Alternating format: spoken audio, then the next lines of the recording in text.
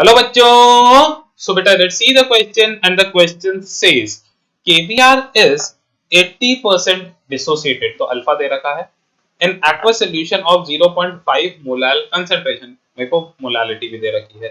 Kf is given 1.86 kelvin kg per mole, so the solution freezes at, तो किस temperature पे solution freeze होगा। देखिए बेटा डेल्टा TF क्या होता है, हम जानते हैं this is I KF m। Delta TF क्या होता है, I इंटू के एफ इंटू एम। ठीक है, अब मेरे को KF की वैल्यू दे रखी है 1.86, मोलालिटी हमारे को गिवन है 0.5 मोलाल। बेटा यहां से मैं I निकाल सकता हूं क्योंकि मेरे को अल्फा दे रखा है। सो I फॉर डिसोसिएशन, मेरे को बोला है KBr डिसोसिएट हो रहा है, तो डिसोसिएशन के हिसाब से I क्या होता है 1 plus n minus 1 into alpha. देखिए बेटा KBr कैसे डिसोसिएट होगा, KBr will be dissociated into K plus and Br minus, मतलब इसका n तो 2 है।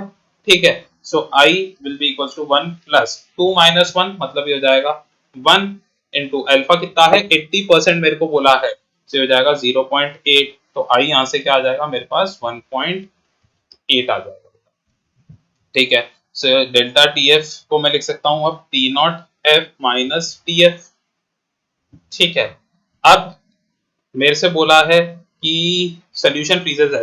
बेटा अगर हम बात करें यहाँ पर एक्वस सोल्यूशन मतलब सॉल्वेंट पानी है, और प्योर वाटर का फ्रीजिंग पॉइंट कितना होता है 0 डिग्री सेल्सियस।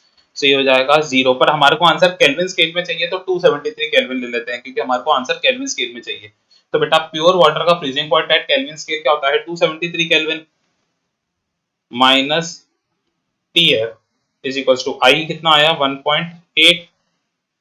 ठीक है, ये हो गया 1.8 into this will be 1.86 into molality आ गई मेरे पास 0.5।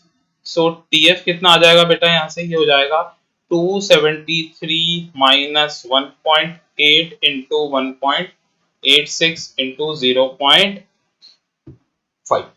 So the value of TF from this comes out to be 271.326 Kelvin। इसको जब सॉल्व करूंगा मैं, ठीक है, so this is 271.326 Kelvin। So for this the correct answer is option number A। So I hope you understood it well. Best of luck. Thank you.